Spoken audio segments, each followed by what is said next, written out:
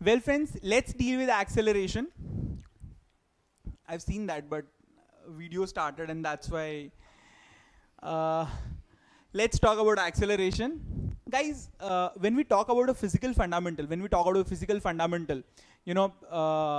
start a vehicle, तब क्या होता है? वी हैव दैट टेंडेंसी, अगर दो लोग साथ में बैठे हुए, वे भगा, ऐसा अगर कोई पीछे से बोल रहा है तो तू व्हाट विल यू डू? हाँ बे, एक्सेलरेट कर रहा हूं, यू से दैट, फाइन. और तब तू क्या करता है? ऐसा करता है, फाइन. तब तू क्या ऐसा करता है? समझ पड़ा कि नहीं समझ पड़ा? फाइन.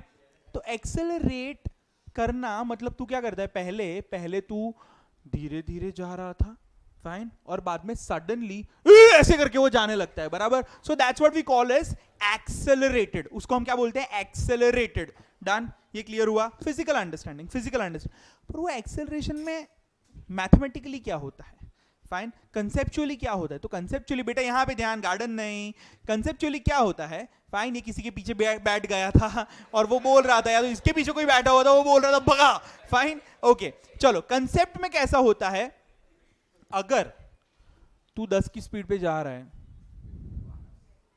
और सुन ना, और तू 10 की स्पीड पे ही जा रहा है, तो इसका मतलब तू एक्सेलरेट हो रहा है. Uniform speed, uniform velocity, the velocity is uniform, velocity change नहीं हो रही है. समझ पड़ा कि नहीं समझ पड़ा? वेलोसिटी चेंज, बगासा खा के, वेलोसिटी चेंज नहीं हो रही है. क्लियर हो? तो सेम वेलोसिटी से जा रहा है, मतलब क्या हुआ? अगर ये तेरा टाइम है, ये तेरा velocity as a function of time है, तेरा 10 का वेलोसिटी है 10 मीटर पर सेकंड का, ये जा रहा है 10 मीटर पर सेकंड, 10 मीटर, इस टाइम पे भी 10, इस टाइम पे 10, हर एक टाइम पे 10 10 10 10 मीटर पर सेकंड. समझ पड़ा कि नहीं समझ पड़ा? क्लियर हुआ कि नहीं हुआ? So this is what we call as uniform velocity. So when you have uniform velocity, there's no acceleration. No. समझ पड़ा? there's no acceleration. एक्सेलरेशन है ही नहीं ना. एक्सेलरेट किया तो सबसे पहले चेंज कौन हुआ? वेलोसिटी. फाइन. एक्सेलरेट करना मतलब टाइम के साथ you are increasing the velocity. Do you understand that? Time के साथ what are you doing? Increasing the velocity. बगासा का क्लियर हो रहा है तेरे को? Fine. So we can say that time के साथ you are increasing the velocity, and that is what we call as acceleration. So basically acceleration is change in velocity with respect to time. पता चला? Time के साथ change in velocity is acceleration. पता चल रहा है कि नहीं पता चल रहा है? बेटा पता चला. टाइम के साथ ही चेंज होगा ना. फाइन. धीरे धीरे वेलोसिटी बढ़ेगा ना आपका. पता चल रहा है ये चीज? फाइन. ओके. तो अगर वेलोसिटी कांस्टेंट है तो देयर इज नो एक्सेलरेशन. मतलब when you have uniform motion, बेटा when you have uniform motion, fine, garden, fine, when you have uniform, आज बहुत सारे गार्डन में जा रहे हैं यार. Fine. When you have uniform motion, the velocity is constant. When you have uniform motion, the velocity is constant, and acceleration becomes zero. Acceleration becomes zero. So acceleration is what? Change in velocity with respect to time. मतलब with respect to change in time. To be more precise over here, change in time. So we can say that, चलो time लिख ही देते हैं. Fine. Change in time. Fine. So I can say that acceleration, which is equal to change in velocity upon change in time. Clear हुआ कि नहीं हुआ? Fine. Okay. ये done? Okay. So if I want to find out instantaneous acceleration, this is average acceleration, बराबर.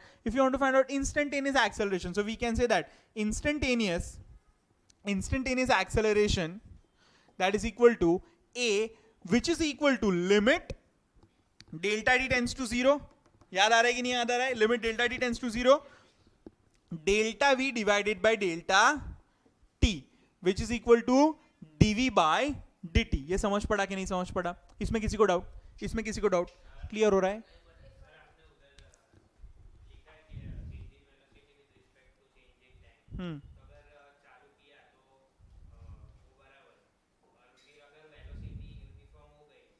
तो velocity में change कितना हुआ? जीरो. चेंज इन वेलोसिटी कितना? Guys, acceleration. I have got a question over here. If at all you have uniform velocity, if you have uniform velocity, तो उसमें change in velocity with respect to change in time नहीं आएगा ना? This is what is your question, बराबर? Guys, acceleration is defined like this. Fine. तो तेरा velocity change हो रहा है नहीं हो रहा है, it's a different matter. If velocity is uniform, then we can say that change in velocity is zero with respect to time. समझ पड़ा? टाइम तो चेंज हो रहा है कि नहीं हो रहा है? With respect to time only you are moving, but with respect to time, are you accelerating? No, you are not accelerating. Yes, and v still depends on time. V still depends on time. It is not independent of time. V is a function of time. Here V is a function of time, बराबर. पर ये particular case में ऐसा हो रहा है, वो time के साथ चेंज नहीं हो रहा है. फाइन. पर velocity in general is a function of time. Fine. Depend करता है उसका फंक्शनलिटी कैसा आया. जैसे कि इसके पहले वाला एग्जांपल में v ऑफ टी अपना क्या आया था?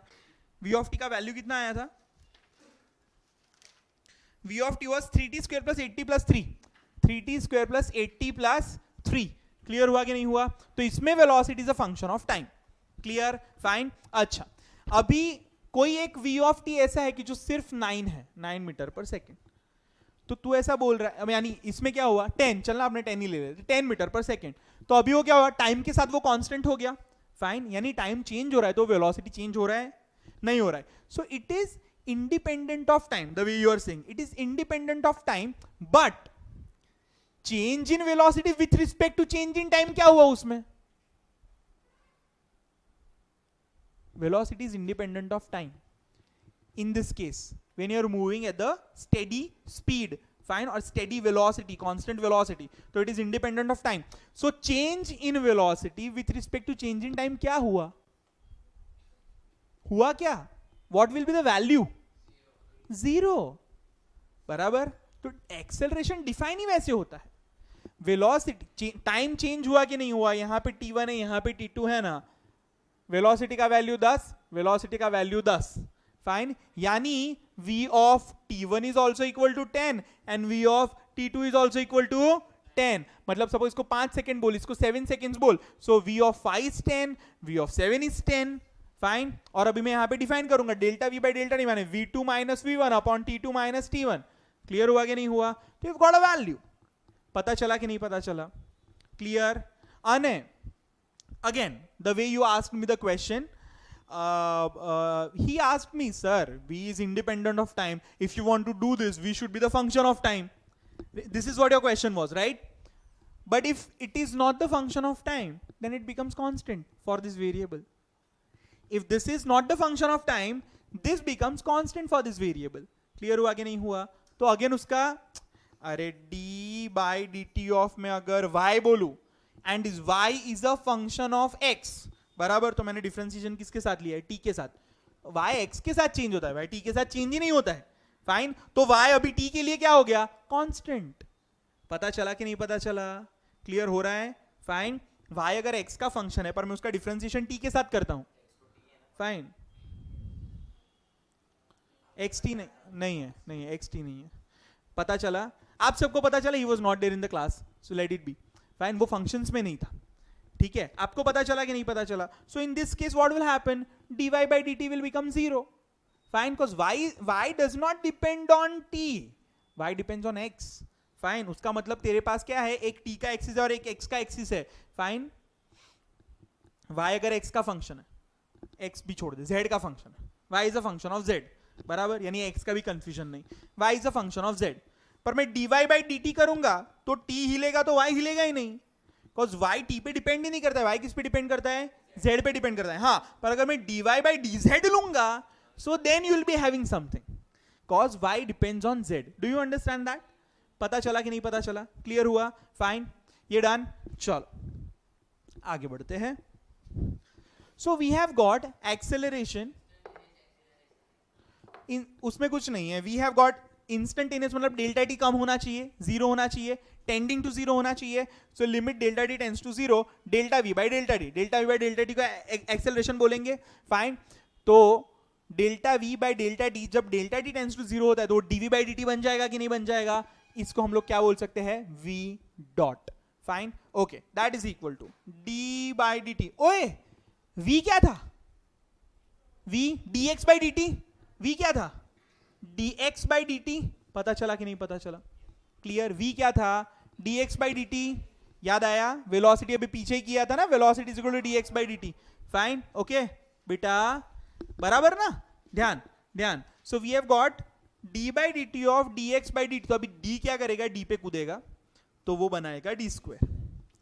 आखा dt, ये आखी dt पे कूद जाएगा, so will be having dt आखे का square, but it is represented like dt square. When I say d square by dt square का मीनिंग ऐसा नहीं है कि d नीचे मल्टीप्लाइड बाय t का square. No no no no no. dt square मतलब dt आखे का square, but it is represented like dt square. समझ पड़ा कि नहीं समझ पड़ा? ये क्लियर हुआ? So d square by dt square of x. Fine. Velocity में हमने ऐसा बोला था, velocity is equal to x dot, and x dot का मीनिंग क्या? First differentiation of x. First differentiation of x. तो यहां पे this is second differentiation, this is second differentiation. x का पहला डिफरेंशिएशन, बाद में उसका वापिस एक डिफरेंशिएशन. क्लियर हो रहा है कि नहीं हो रहा है? क्लियर हो रहा है. तो we can say that this is equal to x double dot, x double dot. So it is second differentiation of x, gives me the value of acceleration, gives me the value of acceleration.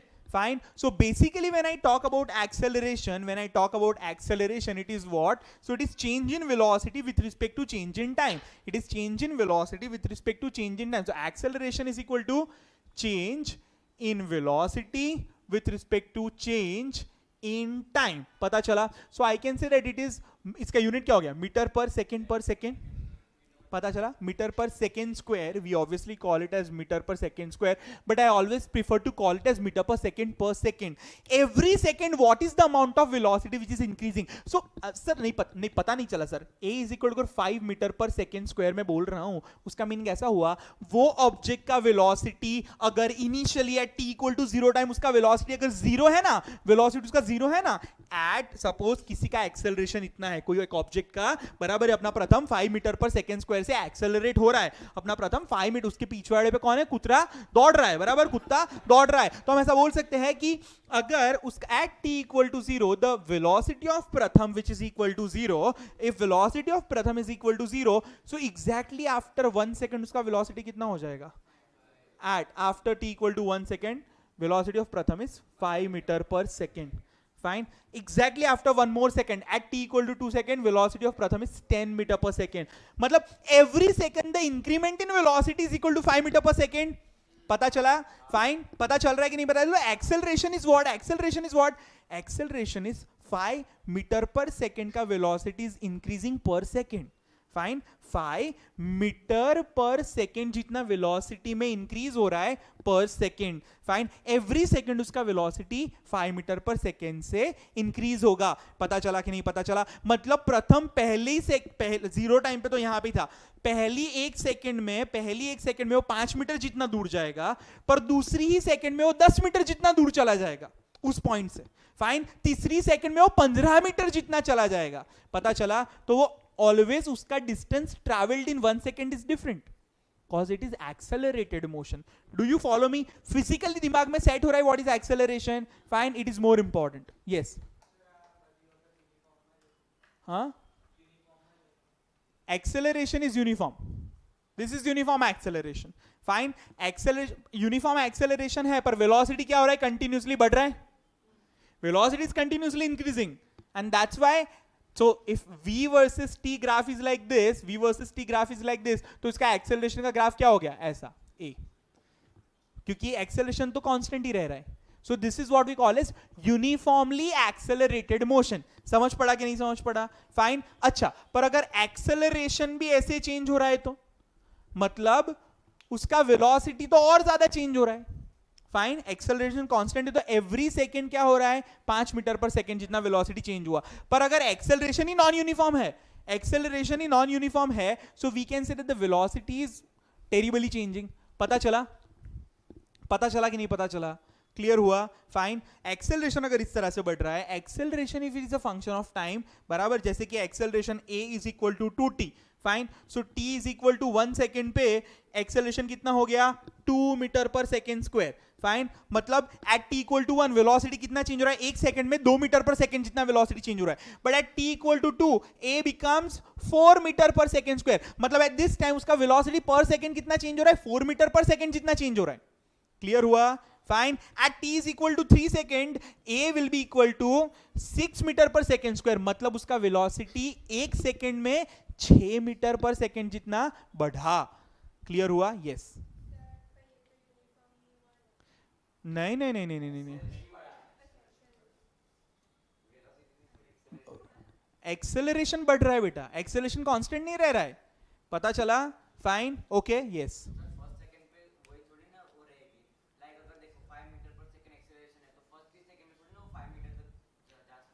हाँ, जा सकता है ना.